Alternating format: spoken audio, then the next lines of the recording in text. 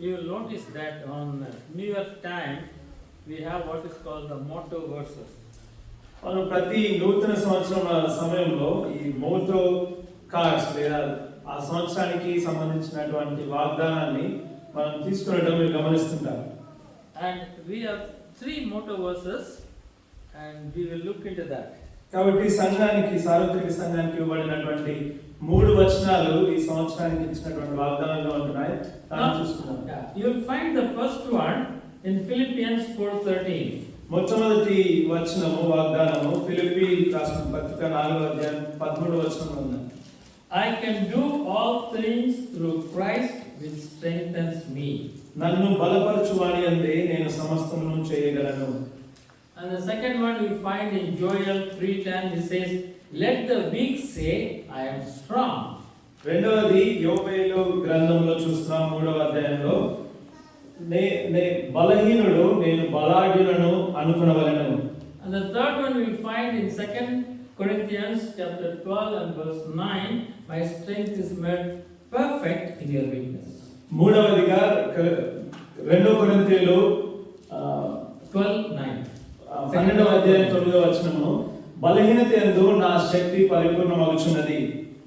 So shall we look to the Lord in prayer before we go through these things? కాబట్టి ఈ వాక్యం చూసుకున్న మునుపు సహాయం కొరకై దేవుని వైపు చూద్దామండి.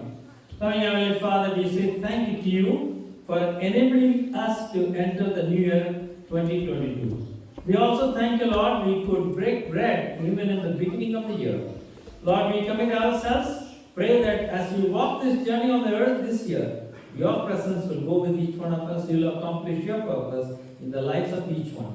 Now, Lord, even as we look into this as a church, for the motto which you set and also the promise we have, you will speak to us, enable us, and continue to guide us in the year 2022.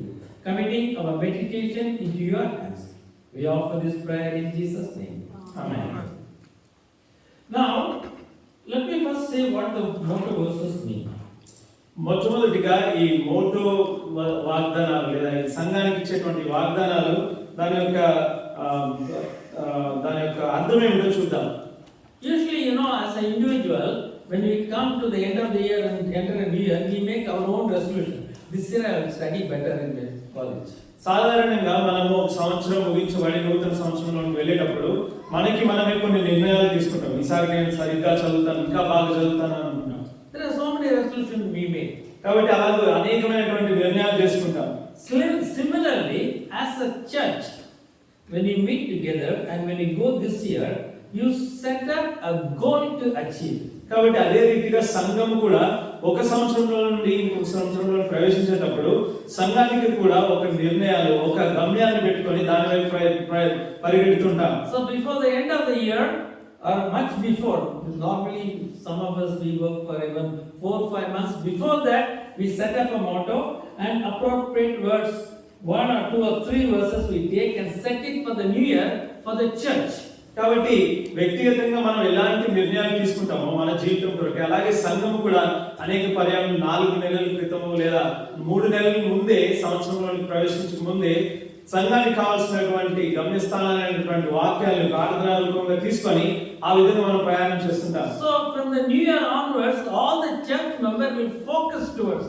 కాబట్టి నూతన సంవత్సరంలోకి ప్రవేశించగానే సంఘ సభ్యులందరూ కూడా ఆ వాగ్దానాల వైపు చూస్తుంటారు. Suppose in one year you take your motto that we are going to pray for various things. All the church members throughout the year in the prayer, personal prayers will be praying for certain things. కాబట్టి ఉదాహరణకి ఒక సంఘము ఈ కొత్త సంవత్సరంలో మేము అందరి కొరకే ప్రార్థించాలి అనే నిర్ణయం తీసుకున్నట్టయితే సంఘ సభ్యులందరూ కూడా ఆ సంవత్సరం అంతా కూడా ఇతరుల కొరకే ప్రార్థిస్తూ ఉంటారు.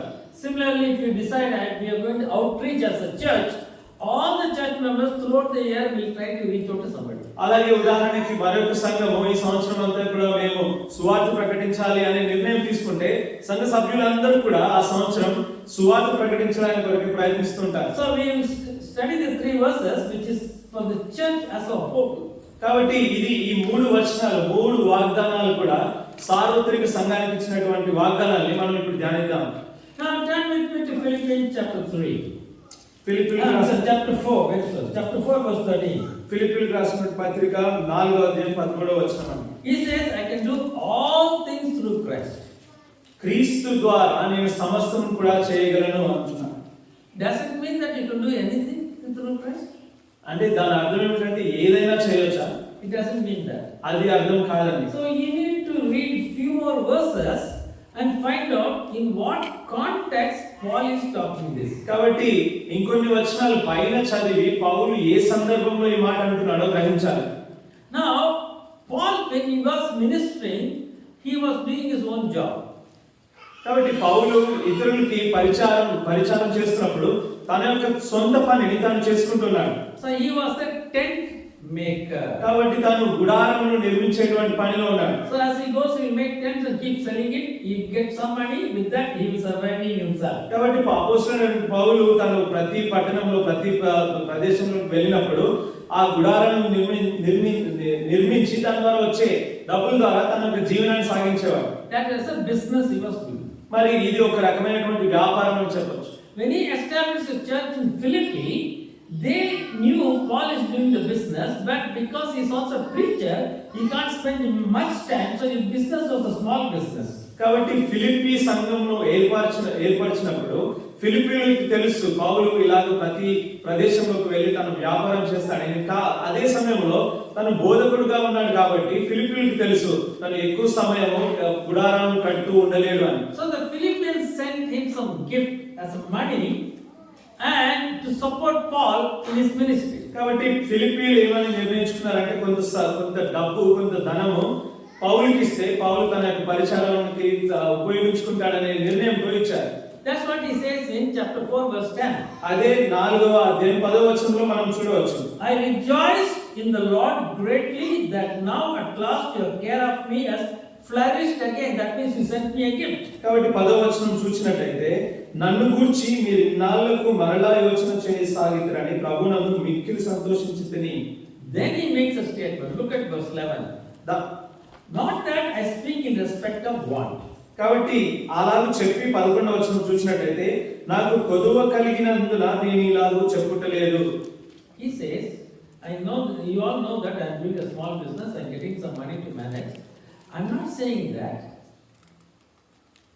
I am looking forward to your gift. I am not saying that. గమనించండి పౌలు ఏమంటున్నాడంటే ఫిలిప్పీయులతో మీకు అందరికీ తెలుసు నేను ఒక చిన్న వ్యాపారం చేసుకొని నా జీవితాన్ని సాగిస్తున్నానని, కానీ అంత మాత్రాన నాకు డబ్బు అవసరం ఉంది అని నేను చెప్పట్లేదు అంటున్నాడు. When I receive no gift, I just have enough to maintain myself. కాబట్టి పౌలు ఏమంటున్నాడంటే నాకు మీరు ఇచ్చే బహుమానం నాకు సరిపోతుంది, నాకు ఎంత మట్టుకు సరిపోవాలో అంత మట్టుకు సరిపోతుంది. When I receive gifts from you and even others, I get more. కానీ మీ దగ్గర నుంచి ఇతరుల దగ్గర నుంచి వచ్చినప్పుడు నాకు ఎక్కువ బహుమానం వస్తుంది అంటున్నాడు. I learned one thing. నేను ఒకటి నేర్చుకున్నాను. In whatever state I am, నేను ఏ స్థితిలో ఉన్నానో, whether I have very little money to survive or lot of funds to survive, I am content in Jesus Christ. కాబట్టి పౌలు ఏమంటున్నాడు అంటే నాకు తక్కువ డబ్బు ఉన్నప్పటికీ లేదా ఎక్కువ బహుమానం ఎక్కువ డబ్బు ఉన్నప్పటికీ కూడా నేను ఉన్న దాంట్లో సంతృప్తిపరచుట క్రీస్తులో నేను నేర్చుకున్నాను అంటున్నాను. Now, not only I am content, God gave me a job to do. నేను సంతృప్తి పొందడమే కాదు, దేవుడు నాకు ఒక ఉద్యోగం కూడా ఇచ్చాడని చెప్తున్నాను. Jesus told me, you go to the Gentiles and preach the gospel. యేసుక్రీస్తు ప్రభువు నాతో అన్నాడు కదా, నీవు అన్యుల యొద్దకు వెళ్ళి సువార్త ప్రకటించుము. So I have a job to do. కాబట్టి ఈ ఉద్యోగం సువార్త ప్రకటించేటువంటి ఉద్యోగం నాకు ఉన్నది అంటున్నాడు. Whether I get little or more, I don't bother about it. నాకు మీరు ఇచ్చే బహుమానం అది చిన్నదైనప్పటికీ ఎక్కువ బహుమానమైనప్పటికీ నేను దాని గురించి అసలు పట్టించుకోను అంటున్నాను. When I get little, I don't complain. నాకు కొద్దిగా బహుమానం వచ్చినప్పటికీ నేనేమి సనగను గనుగను. When I get more, I don't jump and oh, I got a lot of things. అదే సమయంలో నాకు ఎక్కువ పెద్ద బహుమానం వచ్చినప్పటికీ నేను గంతులు వేసి సంతోషించను అంటున్నాను. Because in Christ Jesus, I want to finish the job He gave me. కాబట్టి నా యొక్క ఉద్దేశం, నా యొక్క కోరిక ఏమిటంటే క్రీస్తు నాకు ఇచ్చినటువంటి సువార్త ఉద్యోగాన్ని నేను ముగించాలి. I will complete the task which Jesus given me. At the end of it, I want to say, as Jesus said, it is finished. I also want to say it is finished. ప్రభువైన యేసుక్రీస్తు ఏ విధంగా తన యొక్క జీవితాన్ని ముగించినప్పుడు సమస్తము సమాప్తమైనని సెలవిచ్చినాడో నేను కూడా నాకు ఇచ్చినటువంటి పనిని ముగించి సమాప్తమాయను అని సెలవించాలని అంటున్నాను. One question. ఇప్పుడు ప్రశ్న, Did Paul say that he finished his course? పౌలు నా యొక్క పనిని ముగించాను అని చెప్పాడా? That is important. అది ముఖ్యమైనదండి. Not just saying I finished my life, I got everything I want. No. Are you sure what God wants you to do? Be sure of that and complete it. కాబట్టి మనం ఏదో నామకార్థంగా చేయడం కాదు, కానీ దేవుడు మనకి ఇచ్చినటువంటి పనిని మరి తీక్షణంగా తీసుకొని దాన్ని ముగించాలి. With that in mind, he says in verse 13, I can do all things through Christ which strengthens. కాబట్టి ఇదంతా కూడా తాను మనసులో ఉంచుకొని ఆ సందర్భంలో చెప్పినటువంటి మాట, నన్ను బలపరచుమని అంటే నేను సమస్తమును చేయగలను. So now, in all things, he can do everything. కాబట్టి పౌలు ఇప్పుడు ఏమంటున్నాడంటే నేను సమస్తమును ప్రతిదీ కూడా చేయగలను. We talked about his want in terms of money. తనకున్నటువంటి డబ్బు అవసరతల కొరకే మనం మాట్లాడుకున్నాం. Now look at his ministry. ఇప్పుడు తన పరిచయం గురించి చూద్దాం. He goes to a place called Philippi. Philippi అనే ప్రాంతానికి వెళ్ళాడు. And he meets a businesswoman and she accepts Christ. The businesswoman is a very rich lady. She becomes a Christian in Philippi. కాబట్టి ఫిలిప్పిలో ఉన్నటువంటి వ్యాపారం చేసేటువంటి ఒక స్త్రీని కలిశాడు. ఆ స్త్రీ ప్రభువైన యేసుక్రీస్తుని అంగీకరించింది. ఆ స్త్రీ ఎంతో ఆస్తి కలిగినటువంటి వ్యాపారస్తురాలు. Then later on they have some problem, they are put in the jail and the jailer accepts Christ. We read that in Acts, no? So jailer is a Roman official. కాబట్టి తనకు ఉన్నటువంటి సమస్యలను బట్టి పౌలుని జైల్లో పెట్టినప్పుడు జైలు అధికారి కూడా ప్రభువైన యేసుక్రీస్తుని అంగీకరిస్తాడు. Two families. రెండు కుటుంబాలు, Businesswoman, వ్యాపారస్తురాలు, a Roman official. అలాగే రోమిలకు సంబంధించినటువంటి ఒక సైన్యాధికారి. Paul leaves Philippi. పౌలు అక్కడ నుండి ఫిలిప్పి నుండి ఇప్పుడు బయటకు వెళ్ళిపోయాడు. What happens to the two families? ఇప్పుడు ఆ రెండు కుటుంబాలు కూడా ఏం జరిగింది? Totally different. వారు ఇప్పుడు నూతనంగా చేయబడ్డారు. They joined together, వారిద్దరు కూడా కలిశారు. spread the gospel, వారిద్దరు కూడా ఆ రెండు కుటుంబాలు కూడా కలిసి సువార్తను ప్రకటించారు. and church grows. అక్కడ సంఘం ఎంతగానో ఎదిగింపబడింది. Message comes to Paul. ఇప్పుడు ఆ వార్త పౌలు విన్నాడు. He's exalted. He has done a wonderful ministry. ఇప్పుడు పౌలు ఎంతో సంతోషిస్తున్నాడు, నేను ఎంతో మంచి పరిచర్య చేశానని. Where in Philippi? ఎక్కడ పరిచర్య? ఫిలిప్పిలో చేసినటువంటి He పరిచర్య. go to Galatia. ఇప్పుడు గలేషియా ప్రాంతానికి వెళ్ళాడు. Lot of people come. He establishes the church. అక్కడ కూడా అనేక మంది వచ్చారు. అక్కడ కూడా ఒక సంఘాన్ని స్థాపించారు. Churches he establishes. కాబట్టి ఈ విధంగా అనేక సంఘాలు స్థాపించారు. Paul leaves. పౌలు అక్కడి నుంచి వెళ్ళిపోతాడు. Then some Jews come. అక్కడికి కొంతమంది యూదులు వస్తారు. They tell them Gentiles, you must first become a Jew, circumcised, then only you can become a Christian. పౌలు వెళ్ళిపోయిన తర్వాత యూదులు వచ్చి లేదు అన్యులు, మీరందరూ అన్యులు, మీరు సున్నతి చేసుకోవాలి, అప్పుడే మీరు రక్షింపబడతారా అంటారు. Total confusion in Galatia. ఇప్పుడు గలేషియా ప్రాంతంలో వారికి ఒక కలవరం వచ్చింది. Same ministry of Paul. పౌలు చెప్పినటువంటి పరిచర్యనే, పౌలు చేసినటువంటి పరిచర్యనే. One place, excellent response. ఒక స్థలంలోనేమో ఒక గొప్ప ప్రభావంతో కూడినటువంటి పని జరిగింది. Another place, there was a response, now it is going down. కానీ ఇంకొక ప్రాంతంలో కూడా గొప్ప పని జరిగింది, కానీ ఇప్పుడు ఒక కలవరం ఉన్నది. And tries to correct it through writing a letter to the Galatians. That's the book we have, Galatians. కాబట్టి పౌలు ఈ మాట విన్న తర్వాత అక్కడ ఉన్నటువంటి పరిస్థితులు చక్కబరచడానికి రాసినటువంటి పత్రికే గళితీయులకు రాసినటువంటి పత్రిక. Now Paul says, I learned one thing, whether my ministry, some churches flourish like Philippians or some churches go down like Galatians, I will continue my ministry of preaching the gospel to Gentiles and complete it. I can do all things through Christ, and I'll say end of my life, it is finished. కాబట్టి పౌలు ఏమంటున్నాడు అంటే ఫిలిప్పీలో నా యొక్క పరిచర్య ఎంత వృద్ధి చెంది ఆశీర్వదింపబడినప్పటికీ, అలాగే గలషియాలో ఉన్నటువంటి సంఘంలో నా పరిచర్య ఎంత క్షీణ స్థాయికి వెళ్ళినప్పటికీ నేను క్రీస్తులో సమస్తం చేయగలను, నాకు ఇచ్చినటువంటి స్వార్థ పనిని నేను ముగిస్తాను అంటున్నాను. Now you have to think something seriously in Karma. కాబట్టి మీరు కూడా కర్మేలు సంఘంలో చాలా తీవ్రంగా ఆలోచించాలి. Who came here first? Who came here and established this country? మొట్టమొదటిగా country, this country, America. Who established United States of America? మొట్టమొదటిగా ఇక్కడికి వచ్చి దేశాన్ని స్థిరపరిచింది ఎవరు? Somebody else. No? Christopher Columbus came and the Europeans came and all these people, they established United States of America. George Washington, you know the history of George Washington and all. They did the establishment of the country, correct? కాబట్టి ఈ దేశాన్ని చూసినట్టయితే Columbus వచ్చాడు, Europeans వచ్చారు, అలాగే కొంతమంది చరిత్రకారులు అందరూ వచ్చి ఈ యొక్క దేశాన్ని స్థిరపరిచారు. This nation became economically number one in the world. ఇప్పుడు వాణిజ్య రీత్యా ఈ యొక్క దేశము అన్ని దేశాలతో పోలిస్తే ఎంతో ఉన్నత స్థాయిలో ఉంది. You were brought from another country to this land. కాబట్టి నీవు వేరే దేశం నుండి ఈ దేశానికి వచ్చావు. Not when this country was poor. Do you know that sometimes they didn't have enough to eat in this country? Today is flourishing. You came when the country is flourishing. Think of it. గమనించండి, మీరు ఈ దేశానికి ఈ దేశం వృద్ధిగా ఉన్నప్పుడు వచ్చారు, కానీ ఒకానొక సమయంలో ఈ దేశంలో తినడానికి ఆహారం కూడా లేదు. And gathered you when you established a church called Carmel. కాబట్టి ఇటువంటి పరిస్థితుల్లో మీరు ఇక్కడికి వచ్చి కర్మేలు అనే సంఘాన్ని స్థాపించారు. Now you must say, I can do all things through Christ. Before that, you should know what you are supposed to do.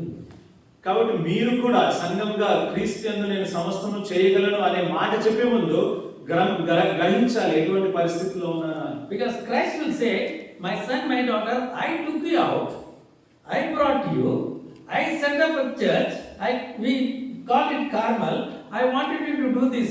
Did you do it? You will say, Lord, what did you want me to do? I didn't know that. కాబట్టి Don't answer that. You must know what he exactly wants you to do. కాబట్టి ప్రభువు యేసుక్రీస్తు మనతో అంటాడు కదా, నేను లోకంలో నుండి నిన్ను వేరుపరిచి నిన్ను రక్షించి నీకు సంఘాన్ని ఇచ్చినప్పుడు నేను చెప్పినటువంటి నీవు పని చేసావా లేదా అని సంఘాన్ని అడిగినప్పుడు మనం అనాలి, అవును ప్రభా చేసామని. అంతేగాని ఏ పని ఇచ్చావు ప్రభా అని అడగకూడదు. So that is very important. You need to know why the Lord moved you and why he has brought you here and why he has raised up a testimony of a church. What does he want you to do here? కాబట్టి మనం ఇది ఎంతో జాగ్రత్తగా ఆలోచించాల్సినటువంటి విషయం. ఎందుకు దేవుడు మనల్ని వేరుపరిచాడు, రక్షించాడు, కర్మేలు సంఘాన్ని స్థాపించాడు, వీటన్నిటిలో మనం చాలా తీవ్రంగా ఆలోచించి దాని ఉద్దేశాన్ని తెలుసుకోవాలి. The next verse is found in Joel 3:10. Let the weak say, I am strong. రెండవ వాగ్దానము చూసినట్లయితే యోవేలు గ్రంథంలో బలహీనుడు నేను బలాఢ్యుడను అనుకునవలెను. Here I have to say something, that in the Bible there are places where it says, let the weak say I am strong. Let the weak become strong in Christ. కాబట్టి నేను Bible గ్రంథంలో ఇటువంటి సంఘటనలు ఇటువంటి వచనాలు ఉన్నాయని నేను ఇప్పుడు చెప్పాలి. అనేక స్థలాల్లో నేను బలహీనుడను కానీ బలాఢ్యుడను అనేటువంటి మాట మనం చూస్తాం. In the Joel, the translation is not exactly like that in the original. నిజాన్ని చూసినట్లయితే మూల భాషలో యోవేలులో ఉన్నటువంటి మాటలు మూల భాషలో వేరే రకంగా ఉన్నాయి.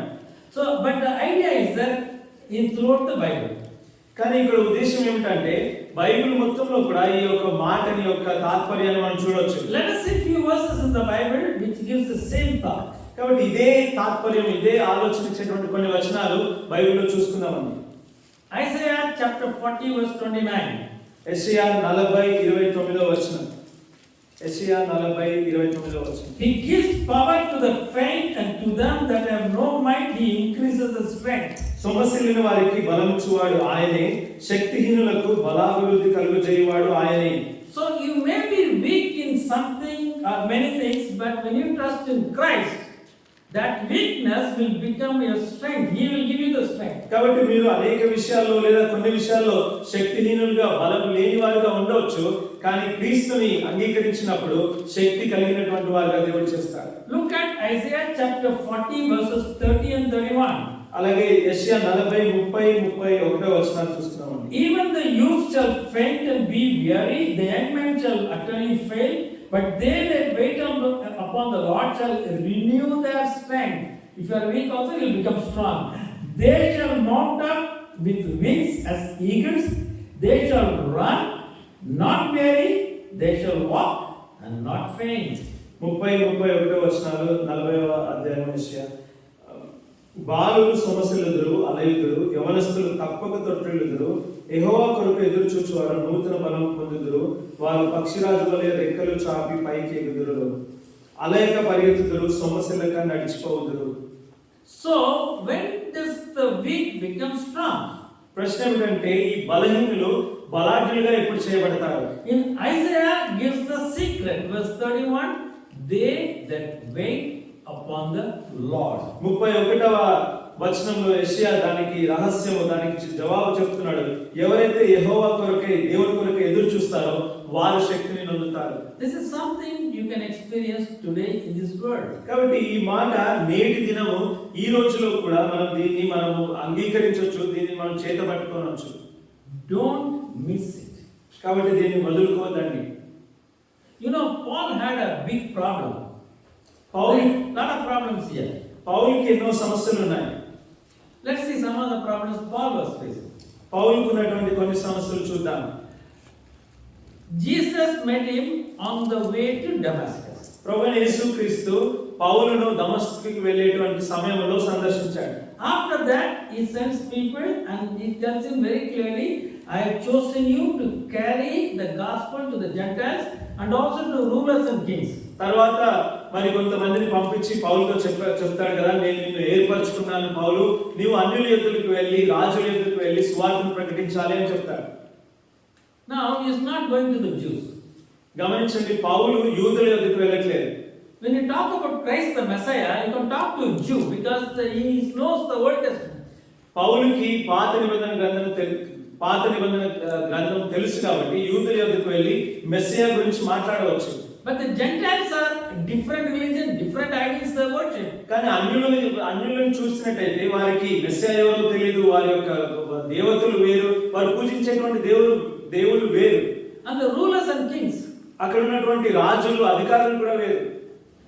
what kind of a person can stand in front of Gentiles and rulers and kings speak? కాబట్టి గమనించండి, ఎటువంటి వ్యక్తి అన్యుల ఎదుట, రాజుల ఎదుట, అధికారుల ఎదుట నిల్చొని మాట్లాడగలడు? He should be an orator and good in presenting the gospel. మరి ఒక మంచి ఒరేటర్ లాగా, అంటే వారి యొద్ద నిల్చొని వారికి చెప్పేటువంటి స్థాయిలో మంచి భాష, మంచి వాక్చాతుర్యం కలిగినటువంటి వ్యక్తిగా ఉండాలి. And you see, we see many preachers. మనం ఎంతో మంది బోధకులను చూస్తాం కదా, But some of them are very nice looking, you know. వారు చూడడానికి చాలా అందంగా ఉంటారు. They'll walk nicely, stand nicely. As soon as they stand, you love to hear it. మరి వాళ్ళు నిల్చోగానే వారి యొక్క స్థితిని చూసి వారు ఎప్పుడు మాట్లాడతారా అని చూడడానికి మనం ఎదురు చూస్తాం. And let us look at Paul. కానీ పౌలును చూడండి. Turn with me to 2 Corinthians, 2వ కొరింథీయులకు రాసిన పత్రిక chapter 10, 10వ అధ్యాయము verse 10. 10వ వచనం అండి. This verse tells exactly what Paul is. పౌలు ఎటువంటి వాడో ఈ వచనం చదివితే మనకు తెలుస్తుంది. This verse tells what others have told Paul about him. పౌలు గురించి పౌలుకి ఎవరైతే ఇతరులు చెప్పారో ఆ వచనం దీన్ని వివరిస్తున్నది. 2 Corinthians 10:10. For his letters, they say, are weighty and powerful. His letters are powerful, but his bodily presence is weak. He is a weak fellow. His speech is contemptible. అతని పత్రికలు ఘనమైనవియు బలీనమైనవి ఉన్నవి కానీ అతడు శరీర రూపమునకు బలహీనుడు, అతని ప్రసంగము కొరగానిదని ఒకడు అనను. Paul is a very weak person. పౌలు బలహీనమైనటువంటి వ్యక్తి. You know who is a powerful speaker? మరి శక్తివంతమైనటువంటి ప్రసంగం ఎవరో తెలుసా? అపోస్తలుల కార్యంలో Peter the fisherman. పేతురే చాలా బలం కలిగినటువంటి Peter stands and preaches 3,000 people. He is very powerful speaker. పేతురు నిల్చొని తను ప్రసంగం ఇచ్చినప్పుడు 3,000 మంది రక్షింపబడ్డారు. Paul is not. కానీ పౌలు అటువంటి వ్యక్తి No personality. If somebody sees also, they won't think he's a learned man. కానీ ఎవరైనా పౌలును చూస్తే తనకున్న స్థాయిని బట్టి భౌతికంగా అసలు తాను చదువుకోలేదని అనుకుంటారు. When he speaks, nobody will like it. Contemptible. They just don't want to hear the way he talks. కానీ పౌలు మాట్లాడుతున్నప్పుడు కొరగానిది, అంటే వినడానికి ఇంట్రెస్ట్ కూడా లేనటువంటి రీతిలో మాట్లాడతారు. Jesus said, Paul, you will carry the gospel. కాబట్టి యేసుక్రీస్తు ప్రభు అటువంటి పౌలు ఎదుగు వచ్చి, పౌలు నీవు నా సువార్తను తీసుకెళ్ళాలి. He did not have the natural skills and the natural talents for the ministry Jesus gave him.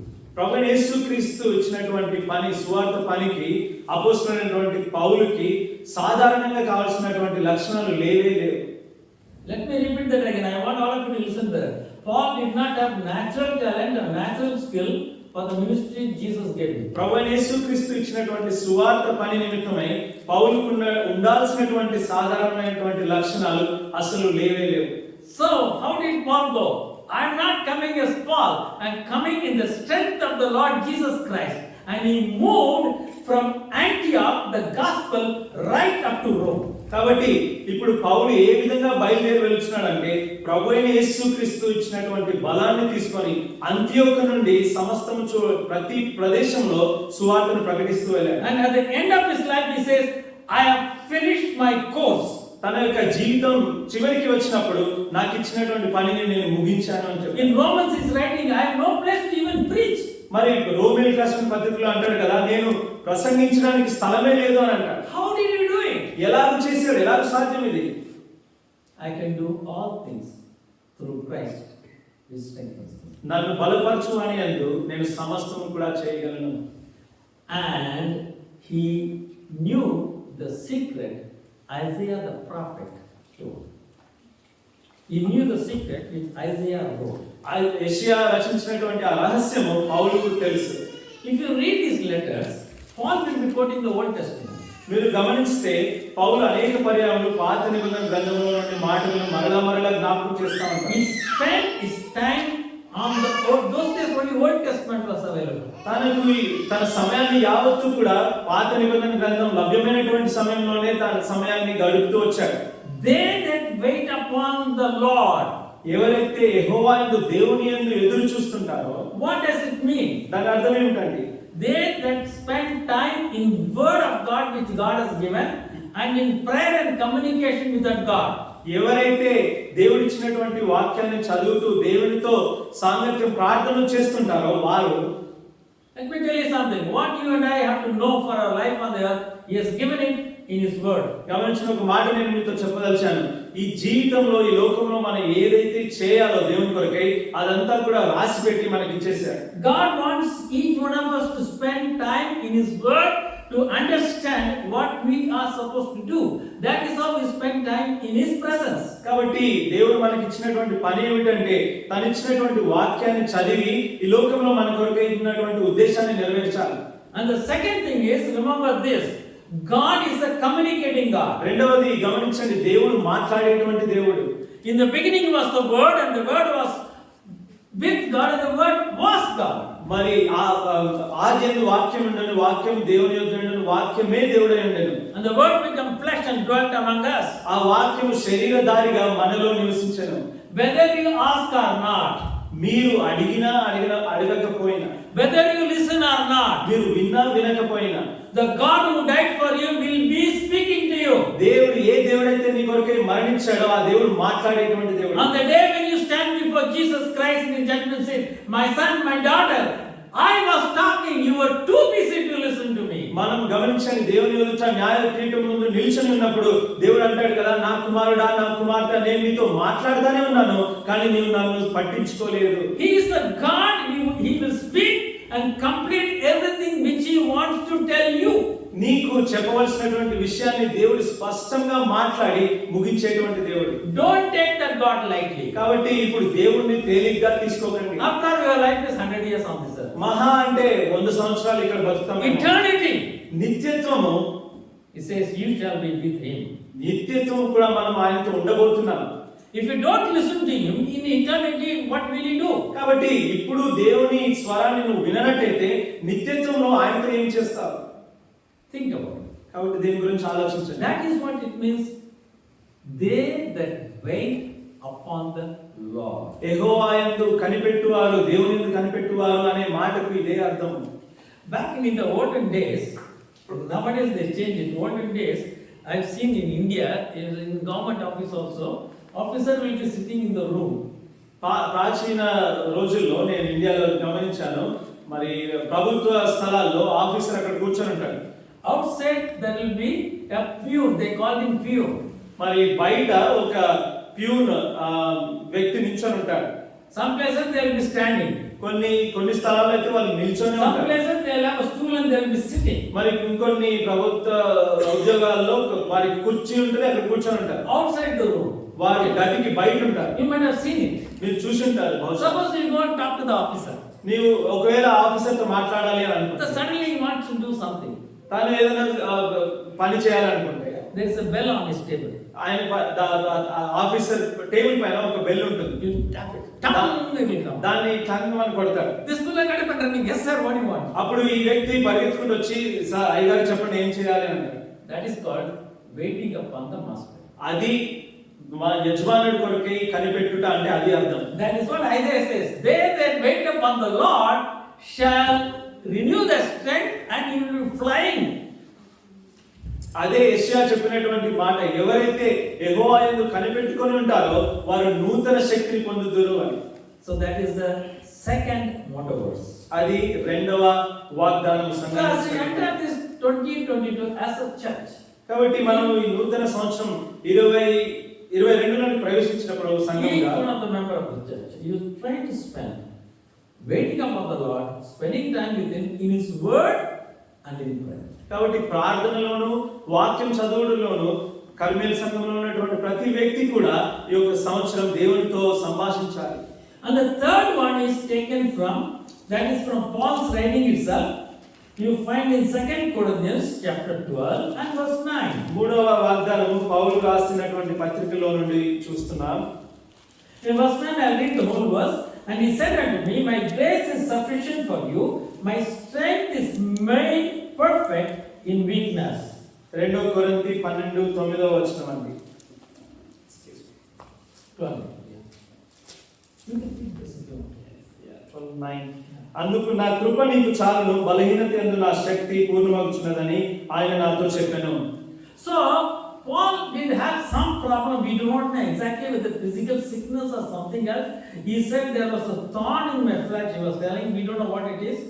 It was a hindrance to his ministry. కాబట్టి పౌలుకి ఒక శారీరకంగా ఒక సమస్య ఉన్నది, మనకి తెలియదు అది శరీర సంబంధమైనదో లేదా ఆత్మ సంబంధమైనదో మనకి పూర్తిగా నిజానికి తెలియదు. కానీ పౌలు అంటున్నాడు నాలో ఒక ముళ్ళు ఉన్నది, దాన్ని బట్టి నేను బాధపడుతున్నాను. So he started praying for that. కాబట్టి దాని కొరకే దేవునితో ప్రార్థించాడు. So he says, I approached not once, he kept on praying. కాబట్టి దేవుని వద్దకు ఈ సమస్యను బట్టి అనేక పర్యాయం వెళ్తూ ప్రార్థించాడు. In verse 8 he says, specifically 3 times I asked. కాబట్టి అది నా యుద్ధ నుండి తొలగిపోవాలని ముమ్మారు ప్రభువును వేడుకొంటిని. And 3 times Jesus refused. No, I am not going to remove that. 3 సార్లు కూడా ప్రభువు యేసుక్రీస్తు అన్నాడు కదా, లేదు ఆ నీ శరీరంలో నుండి ఆ సమస్యను నేను తీయను అన్నాడు. Instead Jesus said, my grace is sufficient for you. దానికి బదులుగా యేసుక్రీస్తు ప్రభువు అన్నాడు కదా, నా యొక్క కృప నీకు చాలును. What is grace? ప్రశ్న ఏమిటంటే కృప అంటే ఏమిటి?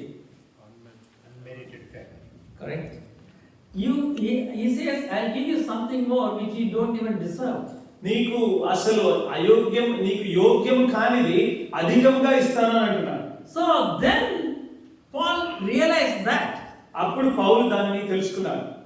I know there is something from Jesus Christ which is beyond my expectation.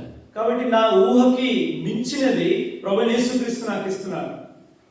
If you happen to meet, imagine, Paul is saying, if you happen to meet Paul, Brother Paul, do you know we are studying about you only today in the year 2022? What? We are studying about me in 22 after 2000 years? ఒకసారి ఊహించుకోండి, అపోస్తలుడు పౌలు ఎదురుగా ఉంటే మీరు ఇలా అనొచ్చు, పౌలు గారు మీ గురించే మేము 2022లో చదువుతున్నామంటే పౌలు అంటాడు, ఏంటి నేను 2000 సంవత్సరాల తర్వాత నా గురించి మీరు చదువుతున్నారా అని అంటాడు. You know, in the Bible, how many people are researching Paul's letters? కాబట్టి గమనించండి, అనేక మంది ఈ బైబిల్ చదివేటువంటి వారు ముఖ్యంగా పౌలు రాసినటువంటి పత్రికల పైన ఎంతో ధ్యానిస్తున్నారు.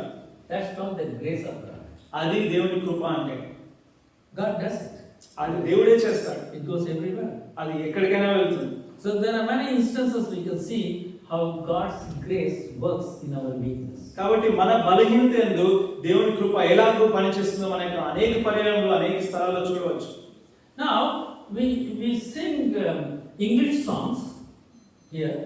We sing Telugu songs also. Have you noticed? గమనించి We sing Telugu songs also. మనం ఇంగ్లీష్ పాటలు పాడాం, తెలుగు పాటలు కూడా పాడాం కదా. The tune for English song is Western music. Am I correct? Our brother Moses who plays keyboard, he will know that music. And Telugu is what? Is it a Western music or? No, it's not a Western. It's not a Western music. What music calling? Sarigama. So you got it. Sarigama. One of the most popular English songs which is all around the world is a Hindustani song. కాబట్టి English పాటలకు ఉండేటువంటి tune, Telugu పాటలకు ఉండేటువంటి tune వేరు అని మనకు తెలుసు. English పాటల్లో అత్యధికంగా గొప్పగా ఉండేటువంటి పాటకి ఉన్నటువంటి tune Hindustani tune. Do you know what the song is? ఆ పాట ఏమిటో మీకు తెలుసా? Everybody knows it. అది మనందరికీ తెలుసు. It's a Hindustani music. We don't even realize it. Every American sing, the Europeans sing, the Filipinos sing. Everybody sings in the world. It's a Hindustani song in English. భారతదేశం in English, but the tune is Hindustani. What song భారతదేశం is that? నుంచి వచ్చినటువంటి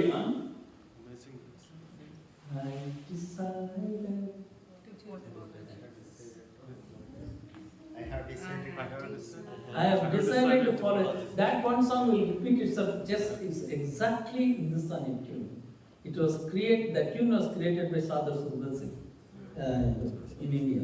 ఇండియాలో సాధు సుందర్ సింగ్ అనేటువంటి దైవజనుడు రచించినటువంటి tune ద్వారా ఈ పాట రచింపబడింది. I have decided to follow Jesus. Who gave the words? What words? Words of the song. వారి అందులో ఉన్నటువంటి మాటలు ఎవరిచ్చారు, పదాలు ఎవరిచ్చారు? When the gospel came to India in Assam, in the village, one Assamese man accepted Christ. He, his wife, and 2 boys.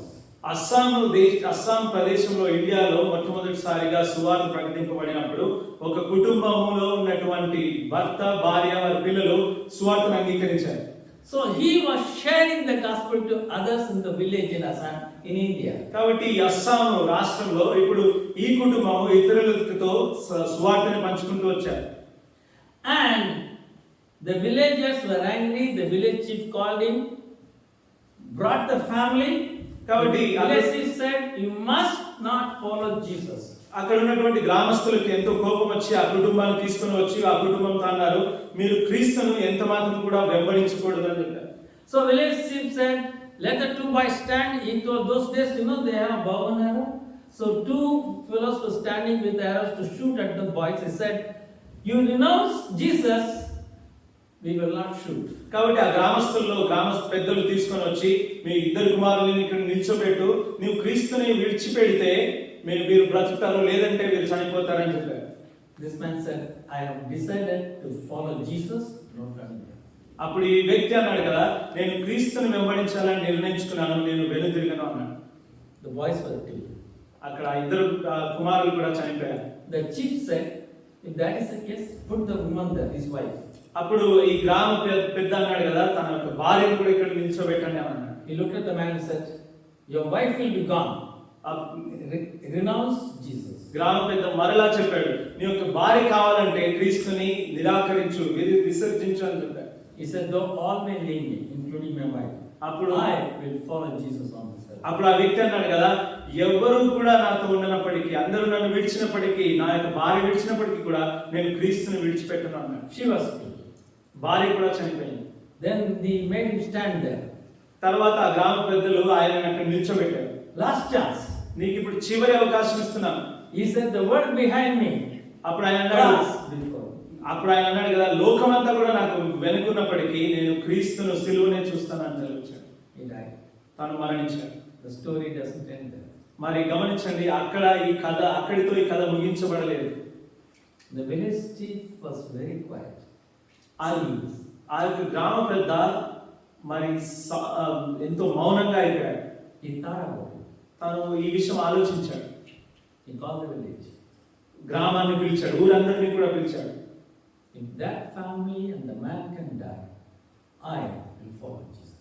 అప్పుడు ఆ గ్రామ పెద్ద అన్నాడు కదా, ఆ కుటుంబం క్రీస్తు కొరకై చనిపోవడానికి సిద్ధంగా ఉంటే నేను కూడా ఇప్పుడు సిద్ధంగా ఉన్నాను. If you go to Assam, ఇప్పుడు మీరు అస్సాంకి ఇప్పుడు వెళ్తే that was mixed with entire Mizoram is Christian. అక్కడ ఉన్నటువంటి మిజోరాం పట్టణం మొత్తం కూడా క్రైస్తవంగా చేయబడింది. 80% of Nagaland is Christian. 80% Nagaland ఉన్నటువంటి 80% కూడా అందరూ కూడా క్రైస్తవులే. Manipur, large is a mixed group, large people are Christian. I've been to all these places. మణిపూర్లో I witnessed for all the, I've gone, seen, talked with them. మణిపూర్లో ఉన్నటువంటి 50% కూడా అందరూ క్రైస్తవులే. అంకుల్ అక్కడ పరిచయం చేశాడు, కళ్ళారా చూశాడు. Then the message came to Sadhu. He took those words, he put it in Hindustani, the song was done that, they were singing in Hindi. కాబట్టి సాధు సుందర్ సింగ్ ఈ మాటలు విని ఈ యొక్క సాక్ష్యం విన్నప్పుడు ఆ పదాలు తీసుకొని హిందుస్థానీ రాగంలో ఆ పాట రచించాడు. One of the missionaries, when he heard the song, what is it? When he heard the story, he turned it into English and he wrote those words. I have decided to follow Jesus. కాబట్టి మరొక వ్యక్తి ఈ పాటను విని English లోనికి తర్జుమా చేసి English లో అదే రాగం పైన ఇంగ్లీష్ లో పాట రాసి It came to West. అది ఈ పాశ్చాత్య దేశానికి కూడా వచ్చింది. England, all the places, came to America. Billy Graham in his crusade started singing. మరి అమెరికా, ఇంగ్లాండ్ ప్రతి ప్రదేశంలోకి వెళ్ళింది. ఇక్కడ బిల్లీ గ్రామ్ గారు వారి యొక్క క్రూసేడ్స్ లో కూడా ఆ పాటను ఎంతగానో ఉపయోగించారు. The man who said those words, కాబట్టి ఏ వ్యక్తి అయితే ఆ పదాలను ఉపయోగించాడో ఆ మాటలు చెప్పాడు, doesn't know even today probably what was following for what he said. కాబట్టి ఏ వ్యక్తి అయితే ఈ మాటలు పదాలు ఉపయోగించాడో తనకి ఇన్ని సంవత్సరాల తర్వాత ఇంత పని జరుగుతుందని ఏనాడు కూడా ఊహించుండడు. ఆయనకి బహుశా తెలిసే ఉండదు. He probably will be gathering from the world more people than many people. Many of us who do a ministry. గమనించండి, అనేక మంది పరిచర్య చేస్తున్నాం కదా, మా అందరికంటే కూడా ఆ వ్యక్తి ఒక్కడే ఎంతో మందిని సంపాదించాడు క్రీస్తు కొరకు. That is called, my grace is sufficient for you, my strength is made perfect in your weakness.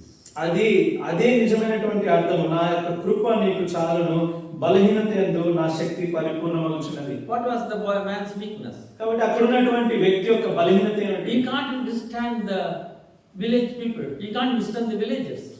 అక్కడ ఉన్నటువంటి గ్రామస్తులను ఎదుర్కోలేకపోతున్నాడు. What was the strength? కానీ అతనుకున్నటువంటి Nobody can stop it. It moved, it covered the whole world. That's what Jesus said, it's my grace. I give you much more than what you ever thought. అక్కడ ఉన్నటువంటి బలహీనతకి అంటే శక్తిని చూసినట్టయితే, కృపను చూసినట్టయితే అక్కడితో ఆ సువార్త ఆగలేదు, కానీ ప్రపంచం యావత్తు కూడా సువార్త వ్యాపించబడింది. So therefore the motto is for the church. Keep it there as we go into 2022.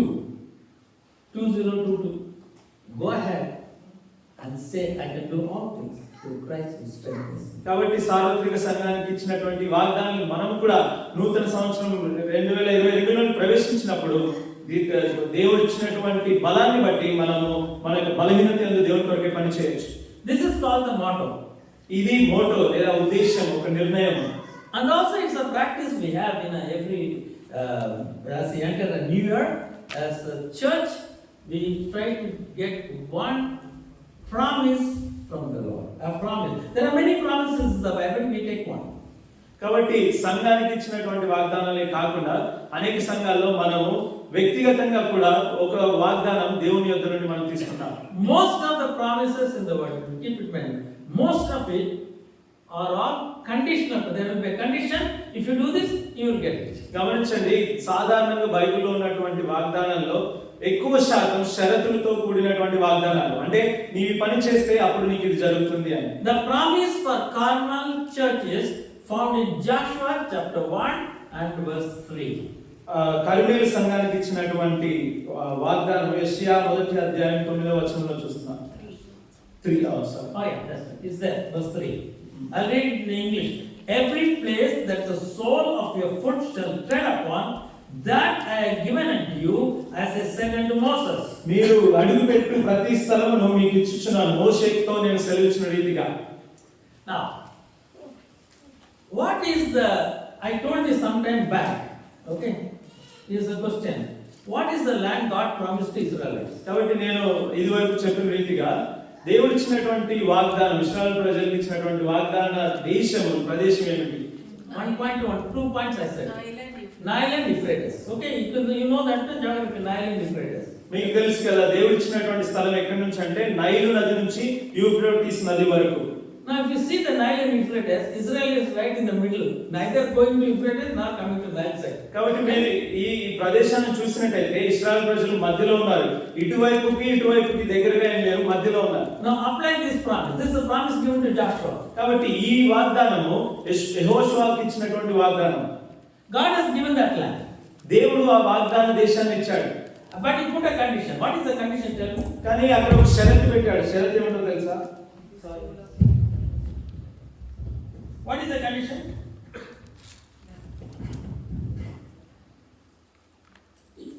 In that verse, what is the condition? Every place that is full of people. So what they are supposed to do, Israelites? To move forward. Your foot should touch the land, that only I gave. Whatever the foot touched, they got the land. Rest of the land, they didn't get. యెహోషువ మొదటి అధ్యాయం 3వ వచనంలో ఉన్న షరతు ఏమిటంటే వారు అడుగు పెట్టాలి. ఎక్కడైతే అడుగు పెట్టారో ఆ స్థలం ఇవ్వబడింది. అడుగు పెట్టకపోతే స్థలం ఇవ్వబడలేదు. Same thing true for you also. కాబట్టి అదే మీకు మనకి కూడా God gives a big promise. దేవుడు గొప్ప వాగ్దానం దయచేస్తాడు. The condition is you need to go and claim that promise. కాబట్టి షరతు ఏమిటంటే నీవు ఆ వాగ్దానాన్ని చేత పట్టుకొని దాన్ని అంగీకరించాలి, స్వీకరించాలి. He will not drop the whatever he said to you. You need to go and claim it. మీకు మీరుగా వెళ్ళి ఆ వాగ్దానాన్ని చేత పట్టుకొని అంగీకరించి స్వీకరించాలి. దేవుడు ఏదో అలాగే మీకు ఇచ్చేది. So as we enter the new year 2022, కాబట్టి 2022వ సంవత్సరంలో ప్రవేశిస్తున్నప్పుడు you can claim the promise. ఈ వాగ్దానాన్ని మనం చేత పట్టొచ్చు. Because when God redeems you, he gives you so much.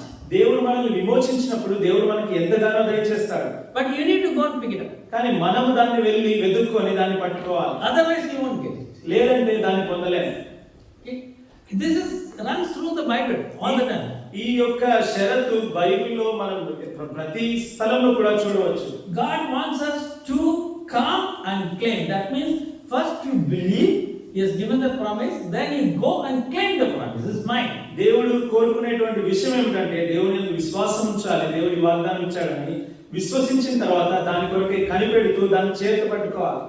I'll tell you another place also a similar thing comes. Turn with me to Isaiah 55 and we'll read verse 1.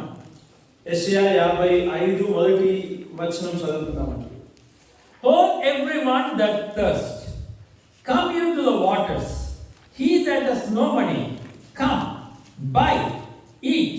Yea, come, buy wine, milk without money and without price. యెషయా 55 మొదటి వచనం చదువుతున్నానండి. దప్పికొనిన వారులారా నీళ్ళ యొద్దకు రండి, రూకలు లేని వారులారా మీరు వచ్చి కొని భోజనం చేయుడి. రండి, రూకలు లేకపోయినను ఏమియో నీయకయే ద్రాక్ష రసమును పాలను కొనుడి. You understand what this verse says? You will understand exactly American shop it is. There is a shop.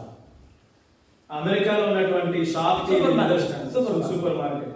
Take your trolley. Me trolley తీసుకొని వెళ్తారు. Pick up whatever you want. మీకు ఏదైతే కావాలో అది ట్రాలీలో వేసుకుంటాం. There is a counter.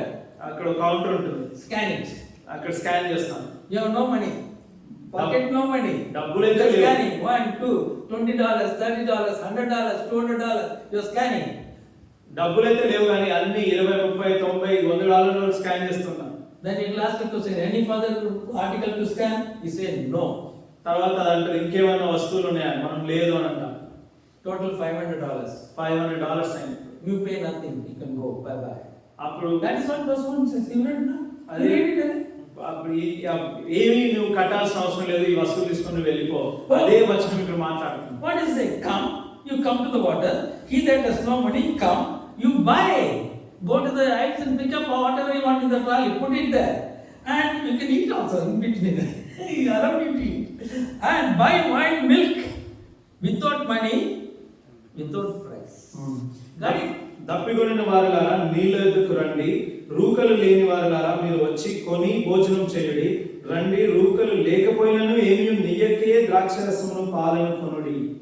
Wherever your foot treads upon, that I will give you. Rest I'm not going to give you. దేవుడు అంటున్నాడు కదా, నీవు ఎక్కడ కాలు పెడతావో ఆ స్థలాన్ని ఇస్తాను, నువ్వు కాలు పెట్టని స్థలాన్ని నేను ఇవ్వను.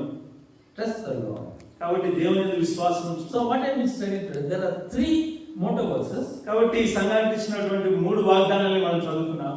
We need to wait upon the Lord. దేవుని యందు మనం యెహోవా దేవుని యందు మనం దేవుని కొరకే కనిపెడుతూ వేచి చూడాలి. Spend time meditating on the word and also in communication in prayer with the Lord. దేవుని వాక్యాన్ని ధ్యానిస్తూ దేవునితో మాట్లాడడానికి ప్రార్థనలో గడపాలి. And the second, you go reach out, put your foot down. Wherever your foot touches, that will become yours. మూడవదిగా నీ కాలు ఎక్కడ మోపబడుతుందో ఆ స్థలం దేవుడు ద్వారా నీకు దయచేయబడుతుంది.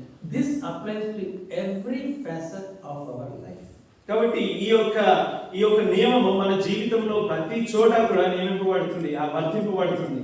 So every member should be able to experience this in your life. కాబట్టి మనందరం కూడా మన యొక్క జీవితంలో దీన్ని అనుభవించవలసినటువంటి వారంగా ఉన్నాం. As we have entered the new year 2022, may the Lord help each one of us to wait upon Him and also to claim what He has given to us by putting our feet on it. కాబట్టి నూతన సంవత్సరం 2022వ సంవత్సరంలోనికి మనము సంఘముగా వ్యక్తిగతంగా ప్రవేశిస్తున్నప్పుడు దేవుని యొక్క విశ్వాసం నుంచి దేవుని కొరకు ఎదురు చూస్తూ మనం కాలు పెడుతూ దేవుడి ఇచ్చేటువంటి స్థలాన్ని స్వాధీనపరచుకోవాలి. May the Lord help each one of you in your journey on this earth through this year 2020. కాబట్టి దేవుడు మీ అందరినీ కూడా మీ యొక్క ప్రయాణం, మరి ముఖ్యంగా ఈ సంవత్సరంలో మీరు చేసేటువంటి ఆత్మీయ ప్రయాణంలో దేవుడు మిమ్మల్ని ఆశీర్వదించును గాక.